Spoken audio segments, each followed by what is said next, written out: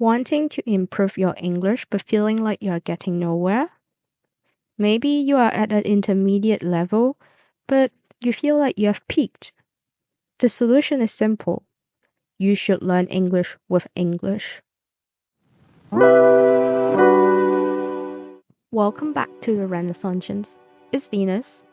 If you are an intermediate English learner, you're in for a treat today, because I'm gonna show you some useful tips to learn English in English. Let's dive in. So you should really start learning English in English to avoid translation in your head. There's an English phrase called lost in translation, meaning some information is lost when the content is being translated from one language to another. So if you keep thinking in your native language, it's gonna be very difficult for you to express yourself 100% to an English speaker, because you're constantly trying to translate your thought into English instead of thinking into English already. Which conveniently brings me to my next point.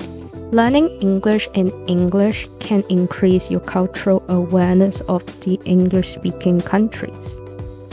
You're likely to be consuming information native speakers are also consuming, say movies, popular songs, books, YouTube video, and etc. You're going to have a lot of common language to talk about in the conversation. A lot of the communication draws references to culture, so if you expose yourself to the English-speaking content early enough, you will have a head start in that. As you stop translating things in your head and have the cultural awareness of English-speaking countries, you're gonna have so much more confidence in communicating with native speakers. Fear comes from the unknown, and by learning English in English, you are making English the known, and thereby reaching fluency much faster and gaining confidence to speak with native speakers. The easiest way to start learning English in English is by reading, because you don't need a teacher to teach you to do that. You can do that independently in your room and in your own time. As long as you know how to do one thing: how to pick the right English book. I'm gonna show you how. One easiest way is to use the available grading system. For that, I mean the Lexile levels, or CEFR. Let's start with the CEFR system. So for those of you that don't know, CEFR stands for Common European Framework of Reference for Languages. It's a framework, I think, by the Council of Europe to categorize different levels of language learning. A1 is the lowest level and C2 is the highest level. I found a document from the Council of Europe website, and we'll have a look at that now. So the document is really wordy, and I only want to use the reading section to illustrate what I mean. So I made it into another table for you to visualize. I've summarized the material and information into a PDF. Comment how to pick a right book in the comment, and I will send it to you. So for A1 learner, the Lexile level is about 200 to 500 L, and you can probably read really simple material like a picture book, a storybook, or a catalog. If you are an A2 learner, you are about 500 to 800 L. You can read everyday predictable information and things like menus and timetable, or maybe short diary entries. When you are still in A1, A2, it's a bit difficult to start reading a book for native straight away, so you might want some abridged version like books with a lot of prompts and translation and vocab builder kind of features to help you spend less time on looking at the dictionary and trying to figure out what the words means. Moving on to the B1 and B2 level, where you can really start reading native level novels. It's really the level where you can start dipping into native level content on your own. And I suggest to start with teenage and young adult fiction with clear plots. So the language are easier and the topics are more relevant and to everyday life.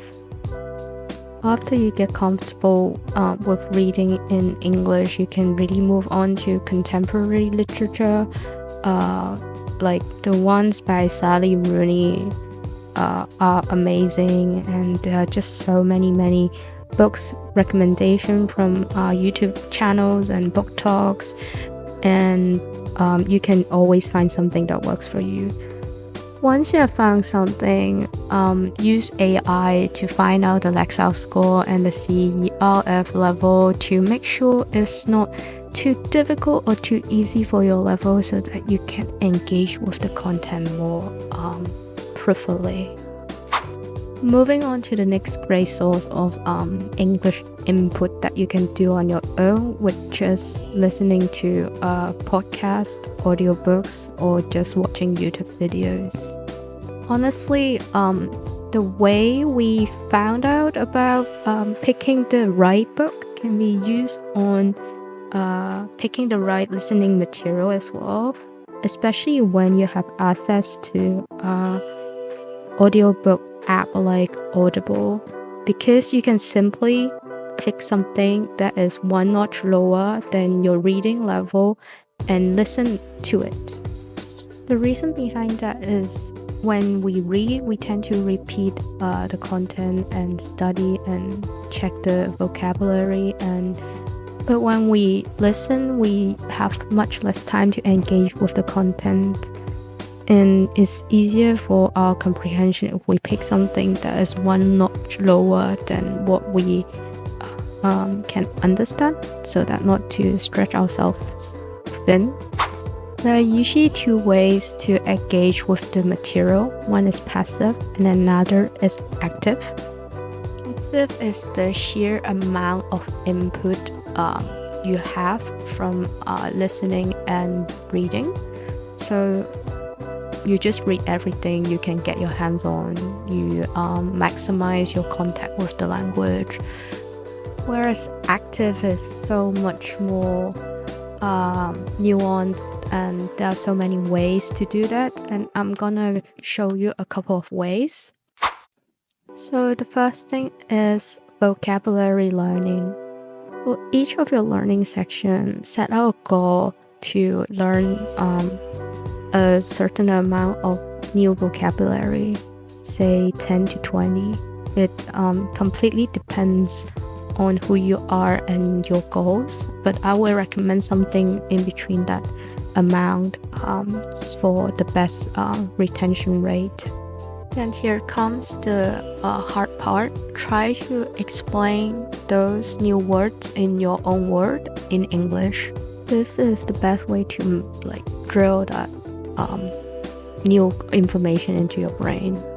The second part is for listening, which is dictation. Select a 3-minute clip and then write down everything you heard. Don't worry about the spelling or anything, just scribble down everything you can, and then analyze it with the transcript if you have access to that.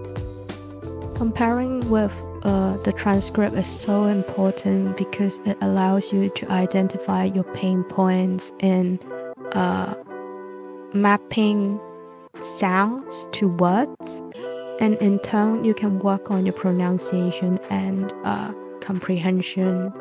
The next thing is back to reading again, but I will throw in writing into the mix too. because this is about rewriting. Try to summarize what you have read into a paragraph that is relatively shorter than what you have read. So maybe just using 5% of the length to write a conclusion. This is a very helpful comprehension exercise that gets you to absorb the content and then output something that is relevant and using the vocabulary and sentence structures you have likely learned in the article or other forms of reading materials. And the final active exercise is really very advanced and bonus and is something I do right now. Let's call it imitation, and it's simply reading a work of literature or some news article with a writer you really look up to, and you're trying to emulate their style of writing. This is really near native and native beyond C2 kind of technique to get you to write like an expert. So how do you do that? You choose something you really enjoy and admire, and then you just study how they structure the opening, the body, and the end of the text, and to analyze how each argument and each piece of information and proofs and statistic support their points, and how they use different structure to make their point come across stronger. I don't really want to go into too much detail in this video, as it's intended for someone who is dabbling into using English to study English, to learn English. So this is really advanced, don't worry about it. I'm just throwing it in to make you see the whole picture.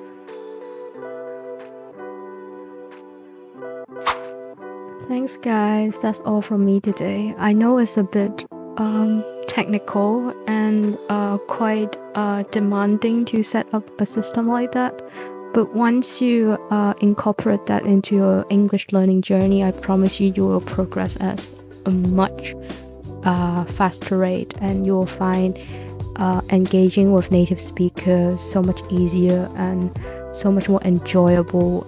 And as much to learning English, you're also learning the cultures and customs and medias of the English-speaking world. So it's a lot of work, and and the early you start doing and learning English in English, the easier it will get eventually, I promise you. Thanks for watching, and subscribe to the Renaissanceans for more language learning tips and tutorials in Mandarin and English, and my learning journey for German and French. Till next time, take care.